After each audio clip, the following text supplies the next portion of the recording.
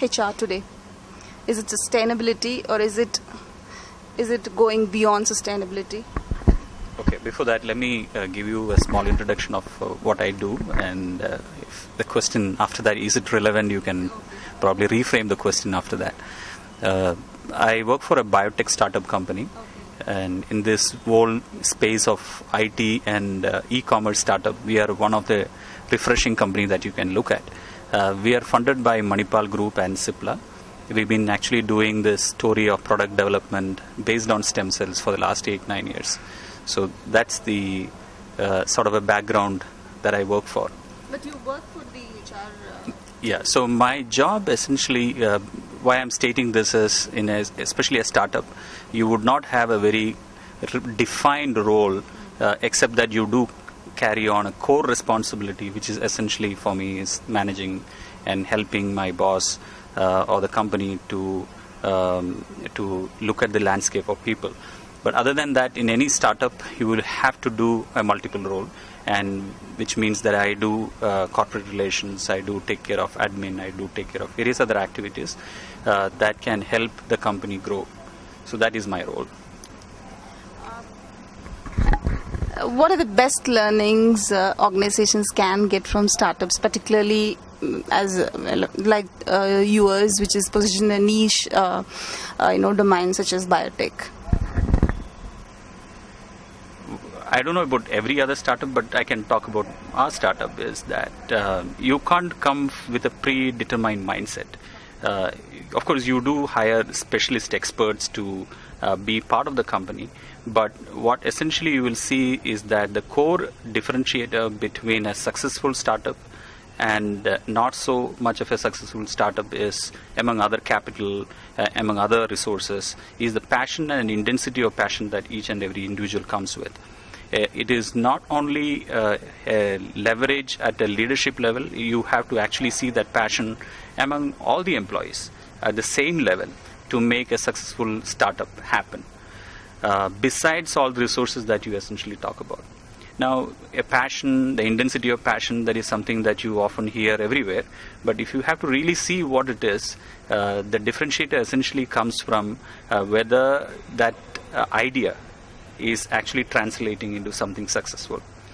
So my direct answer to your question is that people who comes and joins companies like ours, the great learning that they take away is that whenever they leave or whenever they plan to join some other firm or do another startup is the kind of intensity of passion that they carry and the ability to find such passionate individuals elsewhere. That is something that they do take away, and that's a key learning that I have had so far. How are we as a country positioned in stem cell research and development, and what is the talent that you're looking at hiring? Okay, you have two questions here. So the first question is about where are we faced in terms of stem cells as an industry. We have a long way to go. We are probably the leader in India, not because there are many followers, because there are primarily we are one of the only company in India working in this space, working with so much of seriousness in bringing out a product in unmet medical needs. So there is a long way to go. That's not the case in the developed markets, whether it is US, Europe. You do have many other stem cells companies who've been there for last decade or so. In terms of talent, since it's a niche area, it is very difficult to find people with experience because we don't have any industries to poach for, and neither the colleges or institutions. The reason being that institutions and colleges will make people ready only if industry needs it, and that's unfortunately the way it has been. So if you see some big wins coming up very quickly in terms of commercialization, you will see a lot of investments happening in such startups. When such investment happen, you will definitely see more and more companies coming up.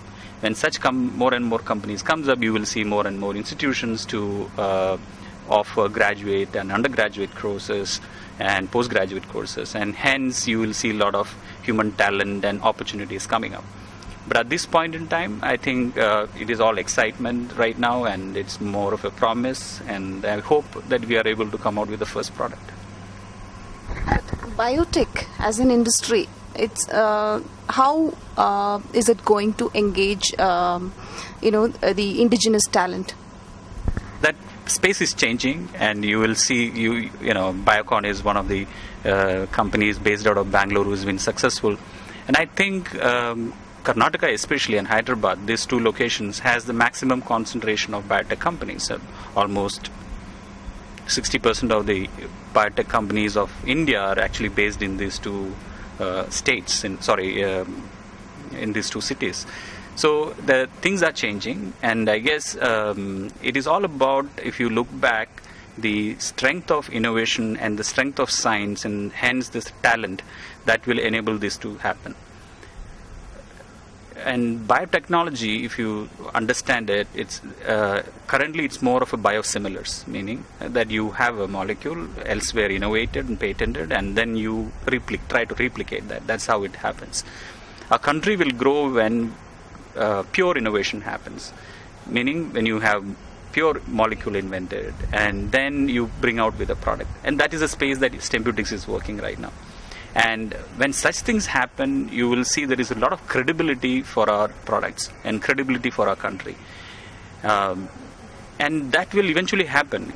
The Make in India campaign of our current government and all these things are good initiatives towards that side. A classic example which will help you understand the difference between two fast-growing economies in this part of the world, in China and India. You will see so many published articles in leading magazines like Nature from China, whereas it is so difficult to find a single publication from India, right? So these are not essentially the key parameters to evaluate, but we can't ignore them either. So I think eventually we will catch up, but I think we have to have the patience and start doing the right things, which is essentially to bring in education, quality educations right from childhood up, the talent and quality up in the colleges and the universities, invest more on research, and hence you will produce better talent.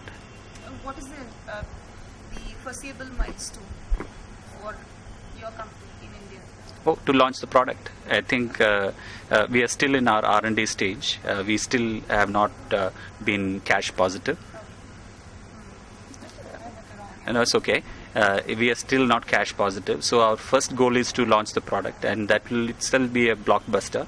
And it will be for the first time that we do that. Though we have achieved significant milestones in this journey for the last 9 years, but the proof of the pudding is in actually eating it, right? So how do you see the future of biotech in India? Very promising. Very promising. Yeah. Our ambitions are quite high. Yeah. But in terms of actions, I think we're just building up from ground up. Absolutely. Thank you very much for your time.